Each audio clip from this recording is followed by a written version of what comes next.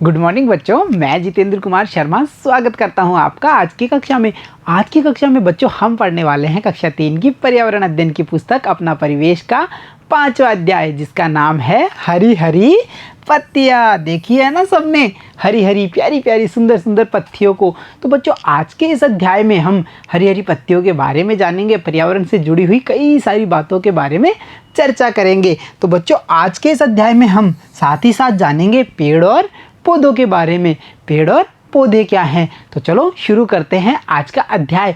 तो अध्याय को शुरू करते हैं के साथ साथ ही हम गाते हैं एक प्यारी सी कविता जो जुड़ी हुई है पर्यावरण से। तो देखो बच्चों आज की कविता है, आओ हम सब मिलकर पेड़ लगाएं, हरियाली सब और फैलाएं।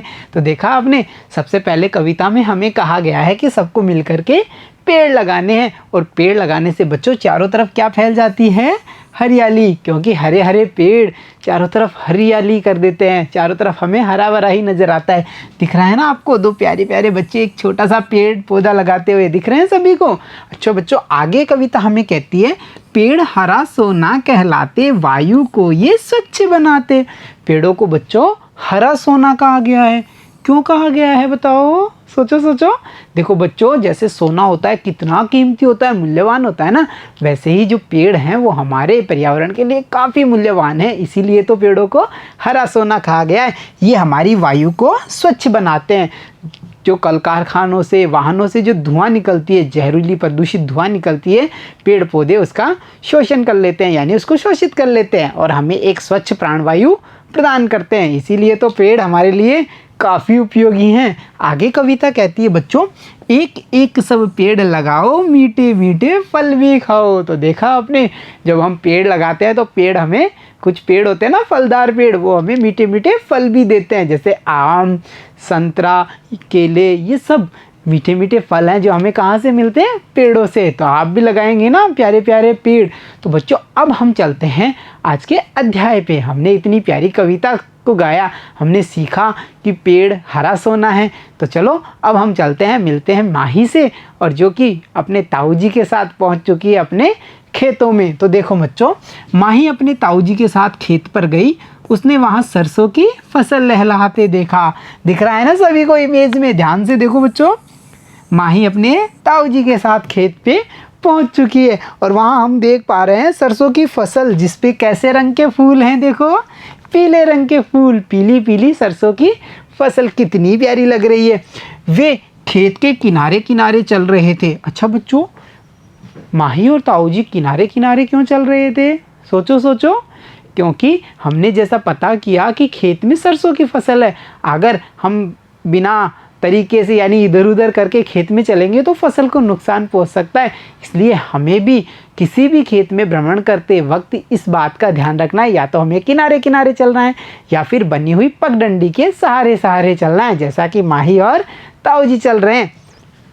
तब उन्हें वहाँ पर बहुत से पेड़ पौधे उगे हुए दिखाई दिए। देखो बच्चों, माही और ताऊ जी ने देखा कि वहाँ पे काफ़ी सारे पेड़ पौधे उगे हुए हैं खेत के किनारे किनारे। अच्छा बच्चों यहाँ देखो, पेड़ पौधे, क्या पेड़ पौधे एक ही होते हैं? तो अगर एक होते हैं तो फिर हम किसी भी पौधे को पौधा क्यों कहें, उसको पेड़ कह देते हैं। इसलिए बच्चों अब हम पता करते हैं कि पेड़ और पौधे एक हैं या ये दोनों अलग अलग हैं। तो चलो पता करें पेड़ और पौधे। देखो बच्चों यहाँ पे हमें दो इमेज दिख रही है ना सभी को, पहली और दूसरी। ध्यान से देख पा रहे हैं सभी।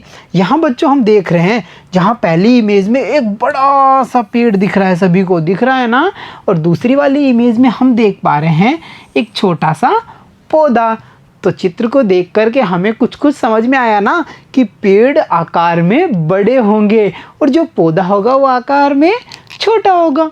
और पेड़ और पौधों में क्या क्या अंतर होता है, इसको हम विस्तार से पता करते हैं। तो देखो बच्चों, पहले हम बात करते हैं पेड़ की। जिनका तना लंबा व मजबूत होता है एवं आयु अधिक होती है, उन्हें हम पेड़ कहते हैं, जैसा कि हमें इमेज में दिख रहा है। अच्छा बच्चों, जो तना होता है वो देखो, जमीन और शाखाओं के बीच वाले भाग को तना कहा जाता है। तो जो पेड़ होते हैं उनका तना लंबा होता है और मजबूत होता है, और पेड़ों की उम्र भी बच्चों अधिक होती है। ऐसा नहीं होता कि 3 दिन में कोई पौधा होगा हम उसे पेड़ कह देंगे, नहीं, पेड़ काफ़ी समय से विकसित होते हैं तभी पेड़ बन पाते हैं। तो हमने जाना पेड़ों को, अब हम देखते हैं पौधों के बारे में। तो देखो बच्चों, पौधों को जिनका तना कोमल व छोटा होता है उन्हें हम पौधे कहते हैं। तो दिख रहा है ना सभी को एक छोटा सा प्यारा सा तुलसी का पौधा। अच्छा बच्चों, इस पौधे को देख कर के हम ये पता कर पा रहे हैं कि जो इसका तना है, ये वाला तना, वो कितना सा है ना, और मुलायम भी है, इतना ज़्यादा मजबूत नहीं है जितना कि हमने पेड़ का देखा था। तो हम जान चुके हैं पेड़ और पौधों के बारे में। पेड़ों में जहाँ तना मजबूत होता है, आयु अधिक होती है, वहीं पौधों में तना छोटा और मुलायम होता है, मजबूत नहीं होता। अच्छा बच्चों, अब हमने जाना पेड़ पौधों को। अब हम एक बार फिर चलते हैं सरसों के खेत पे और देखते हैं माही और ताऊ जी क्या बातें कर रहे हैं। माही कहती है, ताऊ जी ये छोटे बड़े पेड़ पौधे किसने लगाए हैं? जब माही ने वहाँ पे देखा इतने सारे पेड़ पौधे हैं तो उसने ताऊ जी से पूछा कि ताऊ जी ये इतने सारे पेड़ पौधे किसने लगाए हैं? तो ताऊ जी क्या जवाब देते हैं बच्चों? देखो ताऊ जी कह रहे हैं, कुछ पेड़ तुम्हारे दादाजी ने लगाए थे। दादाजी कौन? ताऊ जी के पिताजी, माही के दादाजी हुए ना। तो कुछ पेड़ तो दादाजी ने लगाए थे और कुछ स्वतः ही उग गए हैं। बच्चों देखो, स्वतः मतलब अपने आप। हम भी देखते हैं ना, बारिश की ऋतु में इधर उधर कई सारे छोटे छोटे पौधे उगाते हैं, उगते हैं ना। जैसे हमने आम खाया, गुठली फेंकी, बारिश के दिनों में हम देखते हैं वहाँ से आम का पौधा उग जाता है। तो ऐसे ही कुछ पौधे प्रकृति में अपने आप ही उग जाते हैं, उन्हें कोई लगाता नहीं है। फिर ऐसे बातचीत करते करते वे दोनों धीरे धीरे आगे बढ़ते हुए कुएं के पास पहुँच चुके हैं। दिख रहा है ना सभी को एक कुआं। देखो बच्चों, कुआं जल का स्रोत होता है जिसमें बाल्टी और रस्सी की सहायता से पानी को बाहर निकाला जाता है। आजकल कुओं में विद्युत मोटर का उपयोग भी पानी को बाहर निकालने के लिए किया जाता है। तो देखो अब आगे ताऊ जी माही को क्या बताते हैं।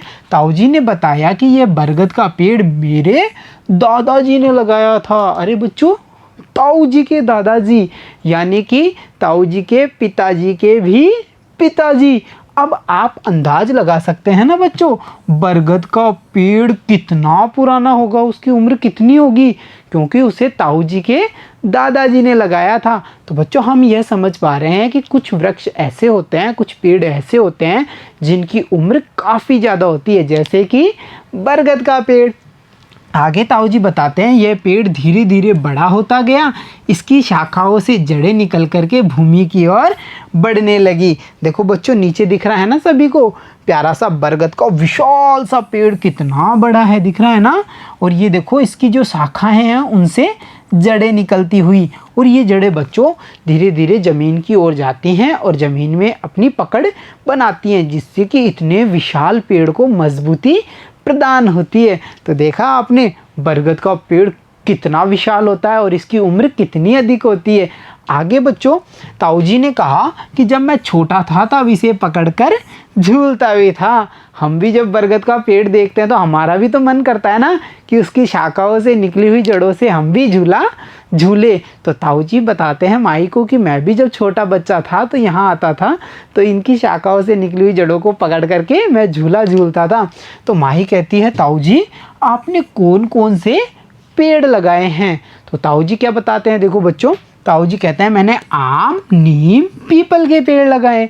तो यहाँ हमें ये पता चलता है कि बरगद का भी पेड़ होता है, पौधा नहीं। उसके बाद में हमने देखा आम, नीम और पीपल के पेड़ भी हैं, जो किसने लगाए हैं? ताऊ जी के द्वारा लगाए गए हैं। तो माही फिर ताऊ जी से बोलती है, जैसा कि हम भी प्लान कर रहे थे कि अगर हम वहाँ होते तो हम भी झूला झूलते। तो माही कहती है मैं भी बरगद के पेड़ पर झूलूं। देखो पूछ लिया ना माही ने, तो ताऊ जी क्या कहेंगे? हाँ हाँ झूल लो। और प्यारी सी माही बरगद की शाखा को पकड़ करके झूला झूलने लग जाती है। तो देखा बच्चों आपने, हमने आज के इस अध्याय में ये जाना कि जो पेड़ हैं उनके तने मजबूत होते हैं, उनकी उम्र अधिक होती है, वहीं पौधों की जो तने हैं वो कोमल होते हैं और वो आकार में छोटे होते हैं। साथ ही साथ बरगद जैसे पेड़ों के बारे में भी हमने जाना जिनकी उम्र काफ़ी ज़्यादा होती है। और अब हम पहुंच चुके थे माही के पास, जो कि ताऊ जी के साथ बरगद के पेड़ के पास पहुंची और झूला झूलना शुरू कर दिया। तो प्यारे बच्चों, आज के इस अध्याय में इतना ही। मिलता हूं आपसे अगले भाग में, तब तक के लिए धन्यवाद बच्चों।